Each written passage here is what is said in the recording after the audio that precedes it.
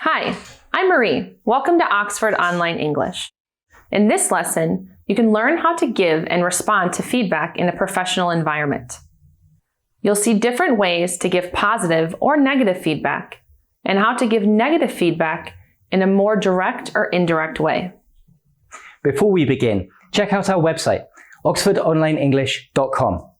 Do you want to see a range of video and listening lessons to improve your English, all 100% free? We have that. Do you want to take online classes with a professional teacher? We can do that too. oxfordonlineenglish.com. By the way, don't forget to turn on the subtitles for this video if you need them. All our videos have English subtitles. You can turn them on now. Just click the CC button in the bottom right of the video player. On mobile, click on the settings icon to change your CC settings. Let's start by looking at how to give positive feedback. Hi, you wanted to talk to me? I did? Yes, I remember. It won't take long. Is there a problem? No, not at all. Actually, I just wanted to tell you I really liked how you handled the meeting with OmniTouch. Oh, thanks. It was a challenging situation. None of us thought they would come in with so many difficult technical questions. And honestly, that guy, what was his name? Brian? I thought he was being quite aggressive. I admired the way you were able to keep your cool and stick to the point. Sure. I suppose it wasn't the easiest meeting, but it wasn't too stressful. I'm used to situations like that. Yes, but still, not everyone can stay calm in that position. Also, the visuals you prepared for our presentation were very impressive. They looked professional, but also communicated key information clearly. Glad you think so. Anyway, I just wanted to let you know. Keep up the good work. Will do. In the dialogue, you heard different ways to praise someone's work. Look at some sentences. Can you remember the missing words? If not, you can review the dialogue if you want. Here are the answers. You can use these phrases in other ways. For example, I really liked how you explained everything so clearly. I admire the way you never miss a deadline, even when we're under a lot of pressure. The way you dealt with that customer's complaint was very impressive. What about you? Can you think of other ways to complete these sentences? Think about your work recently. Have your colleagues done anything which impressed you? Use your own ideas to complete these sentences. Pause the video and say your examples out loud now. What about keep up the good work? This is a general phrase. You can use it when you're pleased with someone's work and you want to encourage them. Next, what if you need to give someone negative feedback? Can I have a word? Sure, what is it? Well, I had a chance to look through your draft proposal. Oh? I'll cut to the chase. It needs a lot of work. This is a long, complex document. It needs to be well organized, clearly laid out, and make a good impression on whoever reads it. So, what needs changing? Honestly, I think you need to go back to the drawing board and think about how to organize your ideas. Currently, it's hard to follow because it's incoherent. You jump from one topic to another, which makes it difficult to focus on your main idea. Also, you need to pay more attention to detail. I checked some of the data you quote, and many of the figures are inaccurate. I didn't check everything because that's your responsibility. Remember that their legal department will also be looking through this, so it needs to be watertight. Double check any figures or other data you're using, and don't cut corners. Okay, that's my fault. I'll be more careful. Finally, you need to tidy up the language. There are spelling mistakes, ungrammatical sentences, missing punctuation, and so on. I hope it's obvious that you can't make spelling mistakes in a piece of writing like this. It won't make a good impression. No, of course not. So, do you think you can deal with this and get a revised draft to me by the end of the week? Sure, I'll do that. When giving negative feedback, you can choose between being more direct or more indirect. This depends on many things: the country you're in, corporate culture, your relationship with the person you're talking to, and more. Here you saw some ways to give negative feedback directly. Look at some phrases from the dialogue. Imagine someone asks you to explain what these phrases mean in English. How would you do it? Pause the video and think about how to explain the meaning of these phrases. "I'll cut to the chase" signals that you're about to say something negative in a direct way. It's a way to introduce a criticism. "Go back to the drawing board" means to start something again. You use this phrase when something is not going to plan and you need to start again from zero. If you cut corners, you rush your work or you don't pay enough attention to it.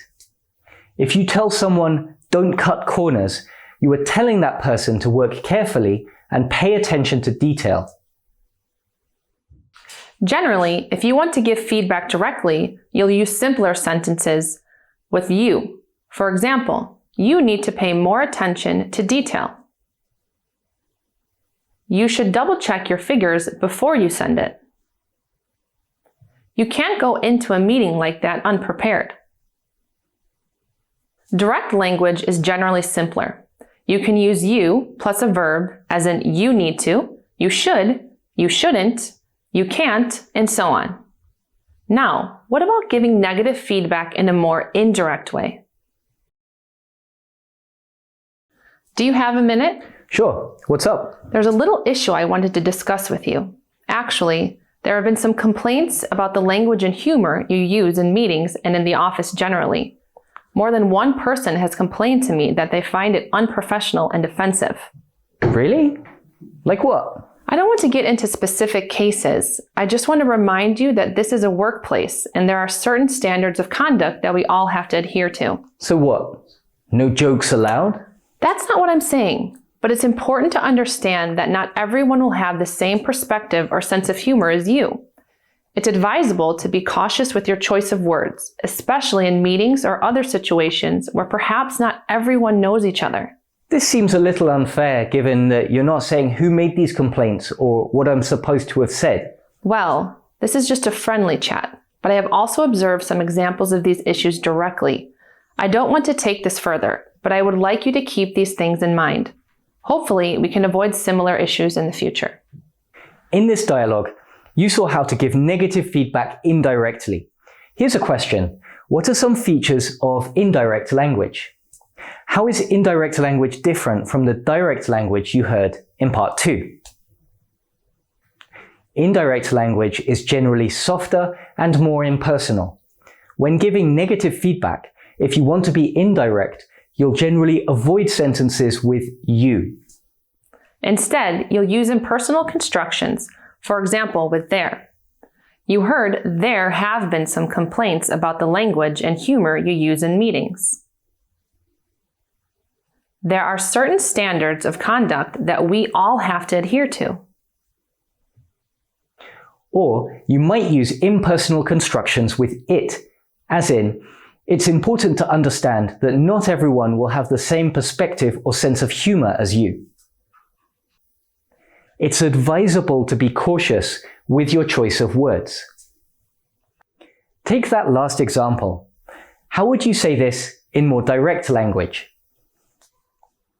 You would say something like, "You need to be more cautious with your choice of words," or "You should be more cautious."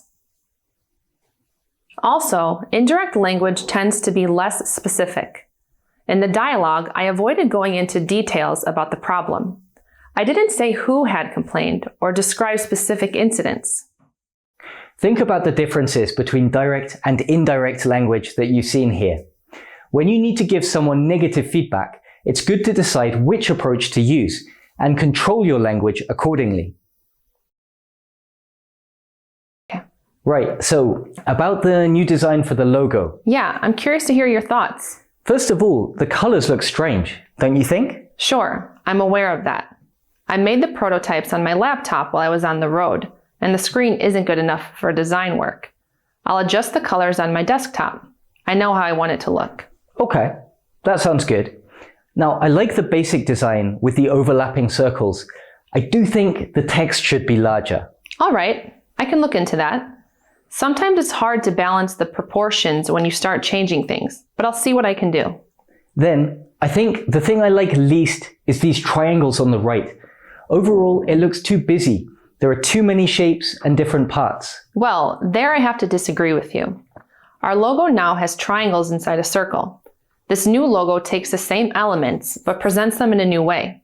It's different, but there's also some continuity with the current logo, which I think is important. I mean, I can try to come up with some more ideas, but I don't think this particular logo makes sense if you take the triangles out.